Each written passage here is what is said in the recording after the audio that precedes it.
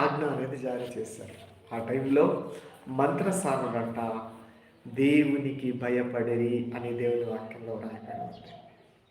ఆ మంత్రసానులు దేవునికి భయపడి ఐగుప్తు రాజు తమకు ఆజ్ఞాపించినట్లు చెయ్యక, అంటే అక్కడ చెడ్డ ఆలోచన, దుష్ట ఆలోచన చెప్పిన రాజు ఆజ్ఞకు భయపడలేదు. కానీ మంత్రసానులు ఈ ఇశ్రాయేలు ప్రజల పక్షమున ఉన్న దేవునికి భయపడ్డారంట. దేవునికి భయపడ్డారంట. అలా దేవునికి భయపడి